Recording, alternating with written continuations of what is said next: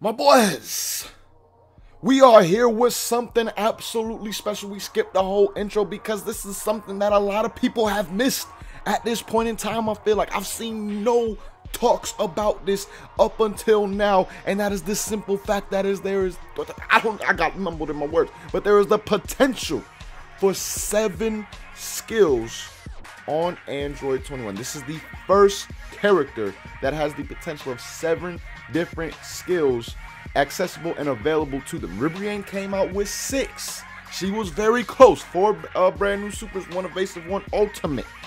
But she did not have 2 ultimates like it seems Android 21 does. What is good, everybody? It is your boy Super Saiyan Cat back with another video for you guys. Today we're going to be taking a look at the new Android 21 scan and talking about how there is one skill that is missing from this scan that could lead to her having 7 potential new skills within Xenoverse 2, which would just be absolutely amazing. Again, it would be the first that we've ever seen with that many new skills as a DLC character.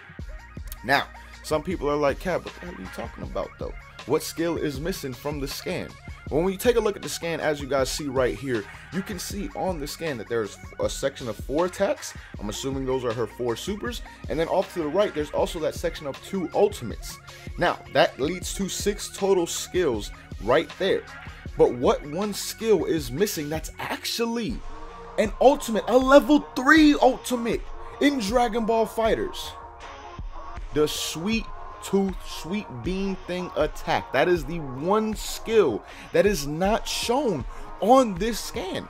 And the simple fact that it is an ultimate within FighterZ leads me to believe that it is definitely some kind of a super or something like that along those lines within Xenoverse 2 as well. Like, I thought maybe it could be an evasive, but then I was like, maybe one of the 4 skills shown were actually an evasive, because how do you make a skill that was a level 3 ultimate into an evasive? But again, it is still very possible that that sweet beam, the little candy beam thing that she has, her version of it is her 7th attack and could be either an evasive, a super, or it's most likely one of the 2. It does look like her 2 ultimates were sectioned off to the right side of the scan, so I'm assuming those 2 are her 2 ults within Xenoverse 2. But then again, that sweet beam attack, that is the one thing that is missing, guys. So I'm assuming it's either a super attack or it might very well be her evasive. I mean, Majin Buu has Candy Beam as his evasive. She might have Sweet Tooth, or maybe they give it a different name within Xenoverse 2 as her evasive as well. But that is just absolutely dope all around, guys. It's absolutely it's kind of huge in a sense, like a lot of people say that Bandai and Dimps don't listen. Yes, they do not listen to everything that we have to say, but they're finally getting the hint that, DLC characters should actually be basically DLC. They should not have skills that were given to you when the game first started. They should not have consecutive energy blast. They should not have full power energy volley. They've taken away these skills and started giving DLC characters more and more unique presets. And this, if we have 7 skills on her, is the most unique preset we have ever seen on a Xenoverse 2 character. Now, is it possible that this Sweet Beam is part of one of these 4 attacks that are shown? Yes, it is very well possible. I do not know for sure. This is just an assumption, a prediction made off of the simple fact that that Sweet Beam is an attack in some kind of way, shape, or form. But it is not shown in this new scan, which seems to be showing most of her attacks. Now, there's one other thing that I have as a possibility for this attack, and that is it could be her fully charged Ki Blast. That is something that was changed with Ribrianne. As you guys know, Ribrianne throws hearts out and things like that. So with, I was about to say Modern 21, but with Android 21, that very well also could be maybe her charged version of her Ki Blast. That would be kind of crazy. A charged Ki Blast actually turning someone into candy or some kind of sweet or something like that. But then again, it wouldn't make the most sense to go along with that move, because I feel like that move is one that, it could be one that buffs her stats, like a buffer, something along those lines, because we also have that screenshot of her eating that pink macaron, which I believe the pink macaron comes from the Sweet Beam. Where else would that pink macaron come from? Like, it doesn't really make no sense.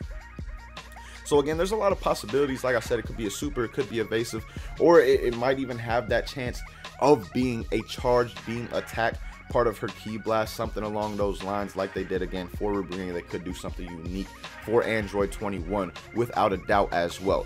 But for sure, at the very least, we do know that there are 6 skills coming to this character, potentially 7. It would kind of be a letdown in my opinion if that sweet beam is just her charge ki move, because I mean it was a level 3 ultimate within fighters, and now it's just been reduced down to not even a super or an evasive, just a regular charge, regular ki charge. Like that would just be highly uneventful in my opinion, highly just lame, you know. Like that would, and then that would be lame. It'd be cool to see that, but at the same time, I just want more from that attack because I know what it is in Dragon Ball FighterZ, if that makes sense. So all in all, man, let me know what you guys think about this though. What do you guys think about the potential of seeing the first character in Xenoverse 2 with a whole unique moveset, 7 brand new moves? Nothing that has ever been seen in Xenoverse will be on this character potentially.